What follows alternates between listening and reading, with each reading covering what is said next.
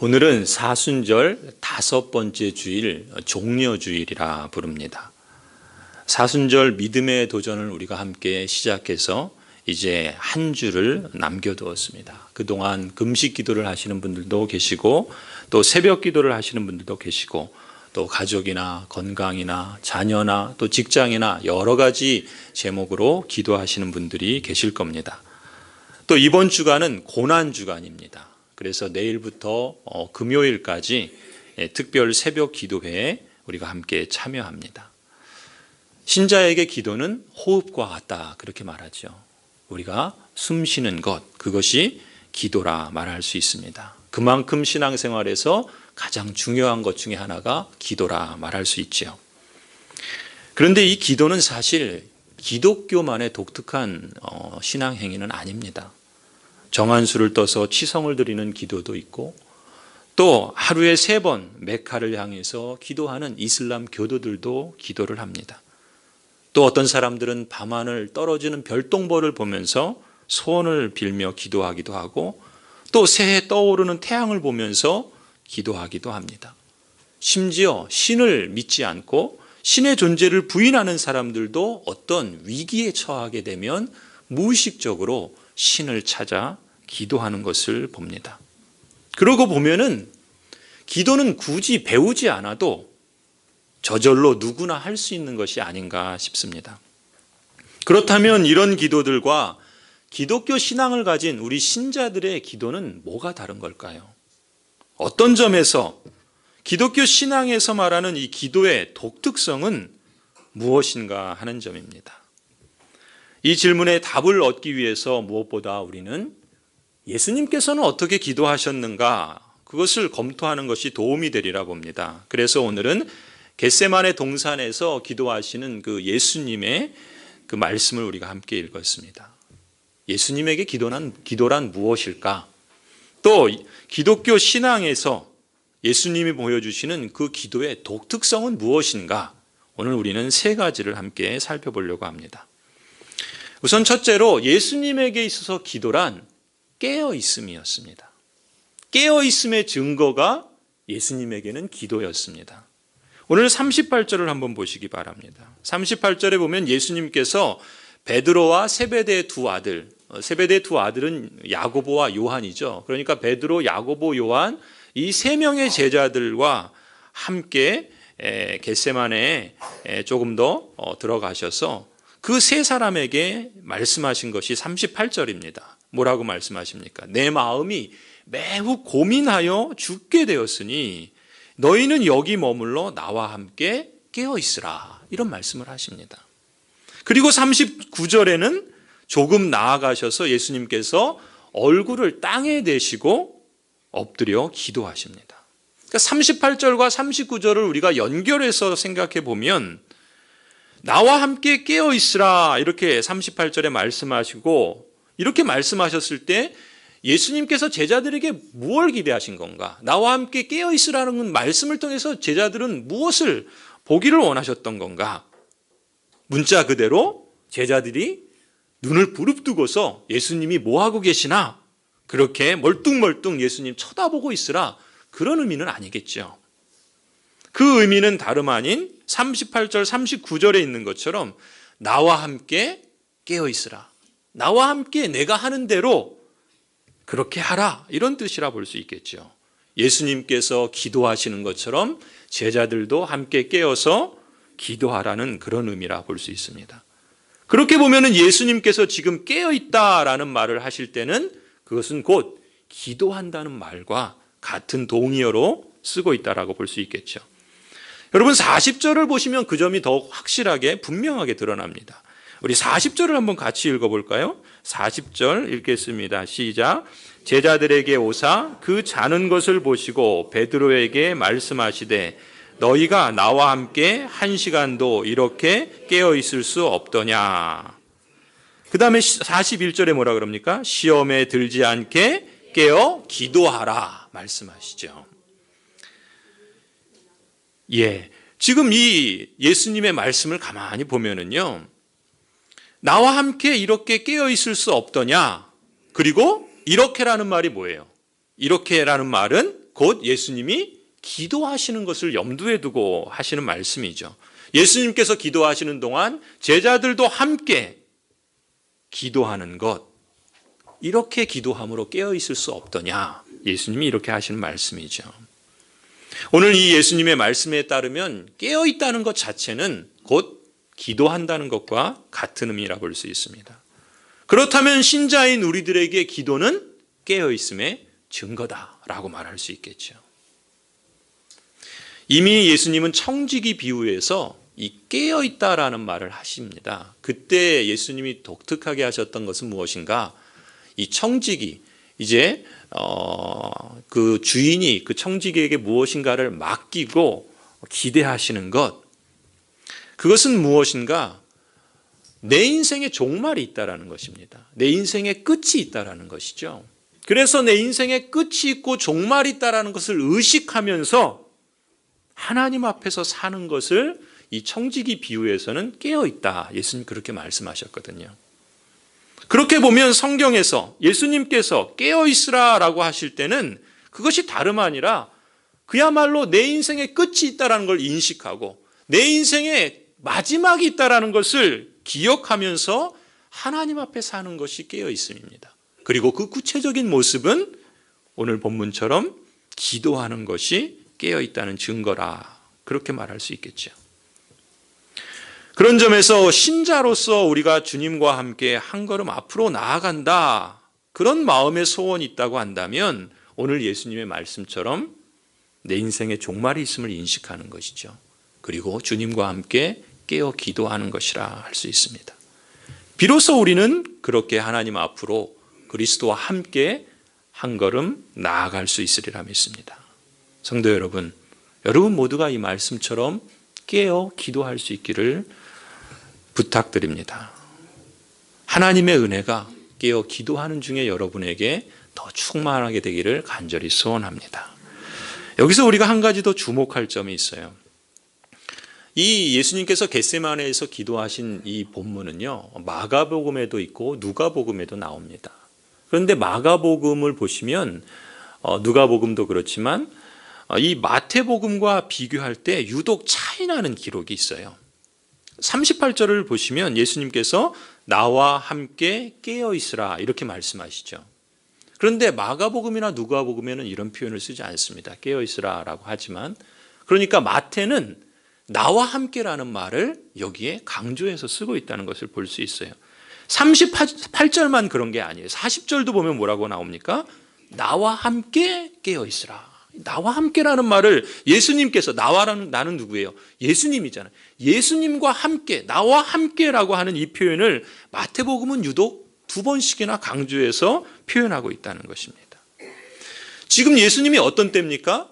바로 십자가, 바로 그 앞에, 코앞에 두고 있는 그날이죠. 예수님은 지금 우리의 죄를 위한 대속의 죽음, 십자가의 죽음을 눈앞에 두고 계십니다. 하나님의 나라를 이루시기 위해서 십자가 죽음을 앞에 두신 예수님은 제자들이 십자가에서 예수님과 함께 죽어주기를 기대한 게 아니에요. 예수님이 십자가에서 죽으실 거니까 제자들도 너희도 나와 함께 십자가에서 죽자, 이렇게 말씀하시는 것이 아닙니다. 그저 깨어서 예수님과 함께 기도하자, 기도해 주기를 바라시는 겁니다. 그래서 나와 함께 깨어 있으라, 이렇게 말씀하십니다. 제자들이 주님과 함께 깨어 기도하기를 예수님이 얼마나 간곡히 원하셨는가. 3번을 기도하시죠. 그리고 3번을 왔다 갔다 하시면서 제자들에게 깨어 기도하라, 그렇게 말씀하시는 걸 보면 알 수 있습니다. 왜 예수님은 나와 함께 깨어 기도하기를 원하셨을까? 예수님은 기도를 동역으로 이해하신 것 같아요. 예수님의 십자가에 함께 참여하는 것을 기도로 말씀하신다는 것입니다. 기도는 그저 나 혼자 하는 개인 플레이가 아닌 거예요. 기도는 그런 점에서 함께하는 동역입니다. 파트너십이에요. 기도는 함께하는 동역이라는 것입니다. 성도 여러분, 우리가 이 점을 잊지 않았으면 좋겠어요. 하나님의 아들이신 예수님께서 하나님의 아들이세요. 전능하신 분이십니다. 그런데 그에 비하면 제자들은 연약하고 무지하고 게으릅니다. 그런 제자들에게 동역을 기대하신다는 거예요. 나와 함께 있자라는 거예요. 역설적이지 않습니까? 아니, 전능하신 하나님이 왜 연약한 제자들에게 동역을 기대하시겠습니까? 그런데 예수님은 제자들의 기도를 그토록 원하셨던 것입니다. 제자들이 함께 기도하는 것을 통해서 당신께서 그 괴로움을 함께 제자들과 나눌 뿐만 아니라 십자가로 인해서 제자들이 시험에 들지 않도록 기대하셨던 것이죠. 마찬가지로 우리도 십자가의 길을 동행하며 이 사순절 믿음의 도전으로 우리의 마음으로 함께 기도할 뿐만 아니라 때로는 우리가 몸도 함께 깨어 기도하는 것이 유익하다 믿습니다. 여러분이 기도로 예수님과 동역할 뿐만 아니라 서로에게 기도의 동역자가 되어주시길 바랍니다. 여느 사람과 달리 신자가 깨어 기도한다라는 것은 곧 주님과 함께 동행하는 것이고 또 주님과 함께 동역한다라는 것이죠. 이것이 예수님의 기도에서 우리가 배워야 할 점이라 믿습니다. 바라기는 성도 여러분, 우리가 함께 기도함으로 예수 그리스도와 함께 깨어 있음으로 기도의 동역을 통해서 주님과 함께 한 걸음 더 나아가고 성장하는 그런 은혜가 있기를 축원합니다. 두 번째로 이 예수님에게 있어서 기도란 내 소원 성취가 아니라 하나님의 뜻을 하나님과의 만남과 사귐이라 말할 수 있습니다. 기도는 내 소원 성취가 아니라 하나님과의 만남입니다. 하나님과의 사귐입니다. 하나님과의 교제입니다. 예수님에게 있어서 기도는 그렇습니다. 38절을 다시 보시면요, 예수님은 그 당신의 마음이 얼마나 힘드셨는지 성경은 고민하여 죽을 지경이라 이렇게 표현하세요. 예수님이신데 고민해서 죽을 지경이랍니다. 우리와 같이. 그런 심정에 39절에 어떻게 기도하세요? 얼굴을 땅에 처박으시고 괴로운 심정으로 기도하십니다. 땅을 쳐박고 그렇게 기도하시는 모습을 보게 됩니다. 여러분, 이 모습을 보시면요, 여느 사람들이 목욕 재개하고 정한수를 떠서 치성을 드리며 비는 여인네의 모습과 차이가 나지 않습니까? 왜 이렇게 치성을 드리죠? 왜 정한수를 떠고 왜 정성을 다해서 치성을 드리며 빕니까? 자신이 바라는 소원을 성취하기 위해서죠. 하늘을 감동시켜서 내가 원하는 소원을 얻고자 하는 것이죠. 여느 사람들이 기도하는 이유는 대개 얻기 위해서죠. 소원을 이루기 위해서입니다. 원하는 것을 내 손에 얻기 위해서 기도하고 바라는 것을 이루기 위해서 기도합니다.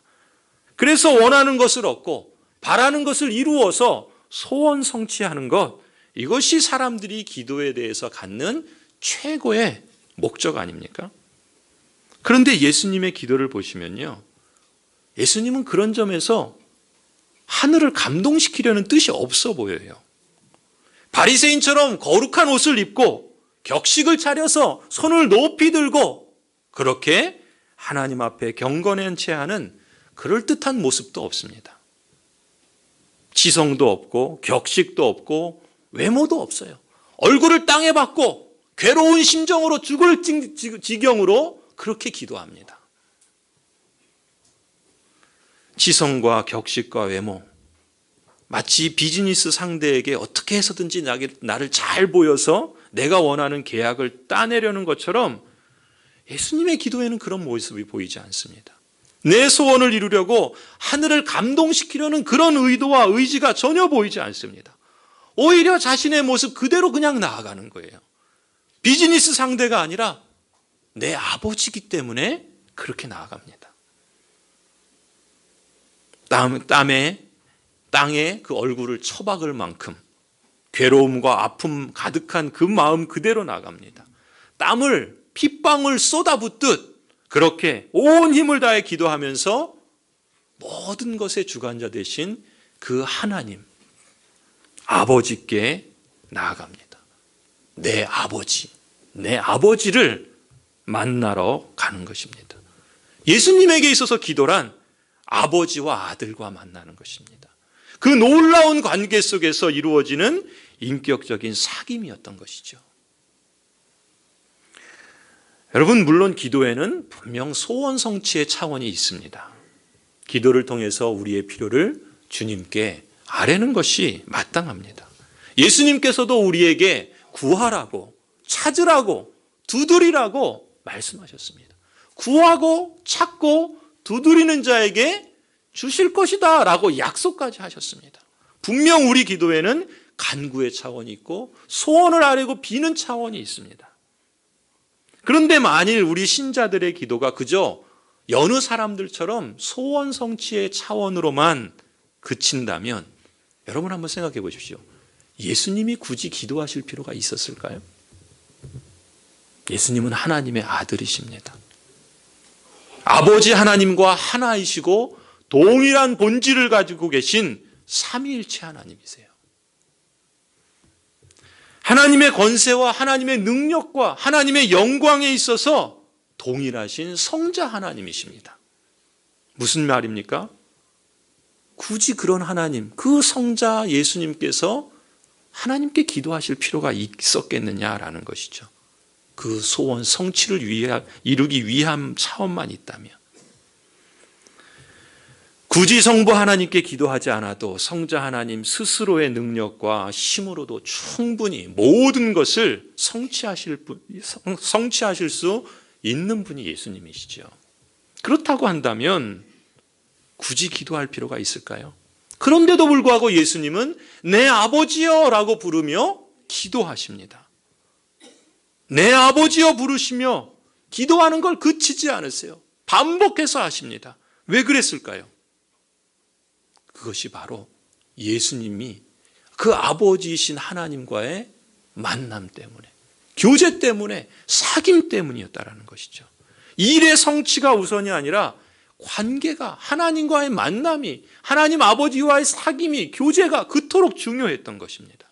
소원 성취를 넘어서는 차원, 관계와 사귐의 차원이 기도에 있다는 것이죠. 기독교 신앙에서 우리 기도의 독특성이 바로 이런 점이라는 것입니다.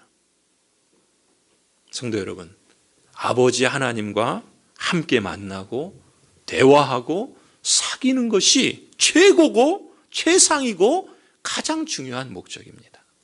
왜냐하면 하나님과의 만남과 사귐이 지속되는 상태에 있을 때 우리는 가장 복될 수 있기 때문에 그렇습니다. 하나님의 영광이 무엇이고 하나님의 그 축복이 무엇이고 하나님께서 주시는 그 부유하심이, 그 하나님의 나라가 얼마나 충만하고 얼마나 기쁜가, 예수님께서 그걸 아셨기 때문에 그렇습니다. 성도 여러분, 솔직히 우리의 기도가 약해지는 것만큼 하나님과의 관계도 느슨해지는 걸 느끼지 않으십니까? 내 영성의 정도를 가늠하는 가장 대표적인 그 방법 가운데 하나가 바로 이거죠. 나의 기도의 정도입니다. 여러분에게 부담을 주려는 것이 아닙니다. 내 영성이 가라앉는 것이 바로 이 이유 때문이라면 내 영성이 다시금 회복되고 소생시키는 것이 바로 이거라는 것을 환기시켜 드리고자 함입니다. 깨어 기도하는 것 외에 이런 이유가 나올 수 없기 때문에 그렇습니다. 성도 여러분, 우리가 문제가 있을 때 기도하는 건 당연지사죠. 세상 사람도 그때는 지푸라기라도 잡으려고 합니다. 하지만 기도는 우리의 필요를 구해서 문제 해결을 받는 그 이상의 차원이 있습니다. 그렇기 때문에 신자로서 우리는 문제가 없어도 기도해야 하는 것이죠. 왜냐하면 기도는 문제 해결을 넘어서는 살아계신 하나님과의 만남이고 사귐이기 때문에 그렇습니다.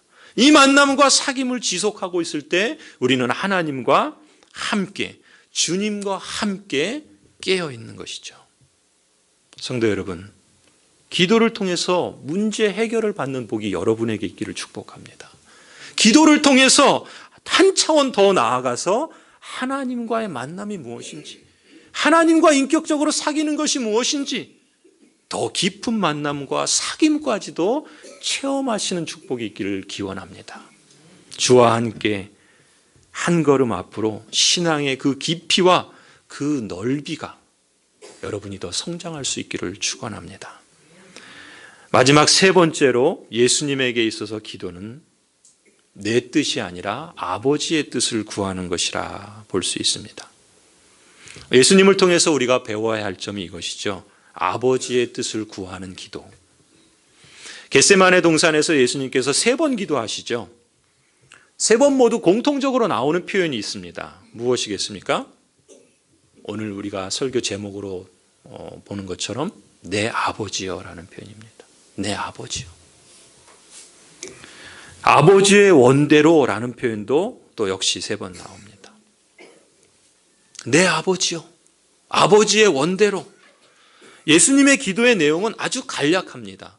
그럼에도 불구하고 그 초점은 분명해요. 39절을 다시 한번 보시면 내 아버지요 만일 할만하시거든 이 잔을 내게서 지나가게 하옵소서. 이 잔은 무엇입니까? 십자가의 죽음의 방법이죠. 예수님께서 이렇게 말씀하십니다. 이렇게 기도하십니다. 그 다음에 뭐라고 덧붙이세요? 그러나 나의 원대로 마시옵고 아버지의 원대로 하옵소서. 십자가 죽음을 앞둔 예수님도 죽음을 앞둔 여느 사람처럼 실제로 고민하시고 슬퍼하시고 괴로워하십니다. 너무 괴로워서 죽을 지경이다. 제자들에게 그 마음을 털어놓으십니다. 예수님께서 이렇게 괴로워하신 이유가 뭘까요? 죽음의 고통 때문이겠죠. 십자가라고 하는 끔찍한 죽음의 고통, 그것 때문이었을 겁니다. 아니, 그 이상이었을 거라 봅니다. 그 죽음의 고통, 그 고통도 고통이지만 사실 예수님이 더 두려워하시고 죽을 지경이었던 것은 바로 아버지이신 하나님과의 관계가 끊어진다는 사실 때문이었습니다. 아버지이신 하나님과의 관계가 얼마나 기쁘고 충만하고 영광스러운지를 아시는 분이신데 그것이 끊어진다는 것, 그래서 죽음을 경험한다는 것이 그만큼 얼마나 고통스러운가를 누구보다 더 잘 아셨던 겁니다. 왜요? 바로 저와 여러분의 죄 때문이죠. 그 죄를 대신해서 그 저주를, 우리의 저주, 우리가 받아야 될 그 저주를 예수님이 대신 지시는 겁니다. 그래서 어떻게 됩니까? 아버지와의 그 관계가, 아버지와의 그 사귐이 끊어지는 거예요. 아버지와 끊어지는 것은 모든 것을 잃는 것이고 아버지와 끊어진 것은 모든 저주의 고통보다 더 괴로운 것입니다. 그래서 예수님은 죽을 지경으로 괴로워하셨던 겁니다. 그게 두려우셨던 겁니다. 오죽하면 예수님 십자가에서 뭐라 말씀하십니까? 엘리 엘리 라마 사박다니, 나의 하나님 어찌하여 나를 버리십니까? 예수님이 그렇게 외치시지 않습니까? 하나님으로부터 떨어져 나가는 삶, 하나님과 끊어진 삶, 그게 얼마나 끔찍한 저주인가를 예수님이 아셨던 겁니다. 성도 여러분, 사실 죄에 대한 하나님의 저주가 이렇게 무서운 것입니다. 아들이신 예수님도 극심한 괴로움과 고통을 느끼실 정도였습니다. 여러분, 십자가의 길이 그렇게 보면은요, 이 땅에 오신 목적이었고 예수님께서 그 사명을 이루시는 방법이 십자가라는 것을 누구보다도 잘 아셨습니다. 그런 예수님이 그럼에도 불구하고 오죽하면 이 잔을 내게서 지나가게 하옵소서, 그렇게 기도하셨겠습니까?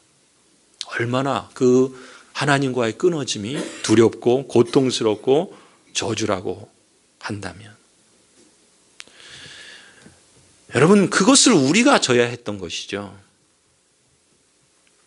그렇게 보면 이 십자가의 은혜야말로 얼마나 값지고 감사한 것입니까? 십자가의 죽음이라는 이 극심한 고통과 저주를 나를 위해서 예수 그리스도께서 대신 지셨다라고 하는 그 예수님의 은혜에 감사와 찬송을 올려드립니다. Freedom is not free라는 말이 있어요. Freedom is not free. 자유는 프리가 아니라는 겁니다. 자유는 공짜가 아니라는 거예요. 우리에게 주신 자유는요, 공짜가 아닙니다. 우리가 죄에서 자유케 되고 생명을 얻게 된 것은 값없이 주어진 것이 아니라는 것입니다. 그것은 가장 값비싼 대가를 지불해서 우리에게 주신 것이죠. 성도 여러분, 우리가 여기서 반드시 주목해야 할 놀라운 사실이 하나 있죠. 만일 할만하시거든 이 잔을 내게서 지나가게 하옵소서 기도하셨던 예수님이요, 뭐라고 하셨습니까? 그러나 나의 원대로 마시옵고 아버지의 원대로 하옵소서. 예수님은요, 그 고통과 그 죽음의 두려움, 그 하나님과의 관계가 끊어지는 그 두려움의 자리에서도 자기 소원이 아니라 아버지의 뜻을 마음에 두시고 계십니다. 이 점을 우리가 주목할 필요가 있어요. 예수 그리스도에게 있어서 기도는 아버지의 뜻을 구하는 것이 핵심이다라는 것을 예수님 당신께서 가장 극심한 처지에서도 그것을 잊지 않으셨다는 거예요. 예수님에게 기도는 정말 이런 것이었던 겁니다. 42절에도 두 번째 기도의 내용도 한번 여러분 주목해 보세요. 아버지의 뜻이 이루어지기를 이렇게 더욱 선명하게 확증하는 기도를 두 번째 드리시죠. 42절입니다. 우리 같이 한번 읽어볼까요? 42절 시작. 다시 두 번째 나아가 기도하여 이르시되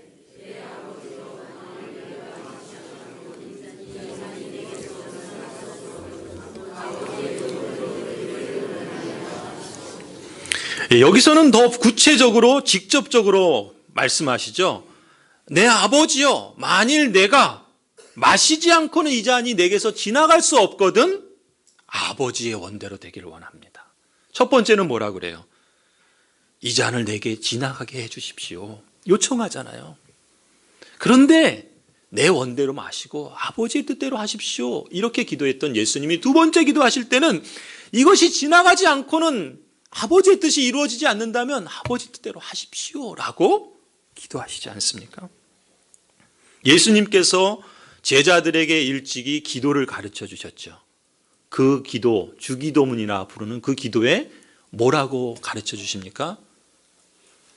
아버지의 뜻이 하늘에서 이루어진 것처럼 땅에서도 이루어지게 하옵소서. 예수님께서 제자들에게 가르쳐 주신 것처럼 예수님께서 가장 극심한 죽음의 그 앞에서 당신께서 그렇게 기도하시는 모습을 우리가 주목할 필요가 있습니다. 예수님은 마지막 그 죽음의 자리에서도 친히 그대로 기도하십니다. 성도 여러분, 예수님에게 기도는 내 뜻을 관철시키는 일이 아니라 나의 순종을 통해서 아버지의 뜻이 이루어지도록 비는 일이었습니다. 이것이 그리스도인에게 있어서 기도의 독특성이라고 말할 수 있겠죠. 우리는 이 점을 배우고 기억해야 합니다. 그리고 우리 몸에 배일 수 있도록 하면 좋을 것 같습니다. 우리가 그것을 인정하면서도 정작 우리의 소원 앞에, 우리의 어떤 극한 상황 앞에서 아버지의 뜻은 잠깐 접어두고 내 뜻대로 좀 해주십시오라고 하는 것이 우리의 본성 아니겠습니까?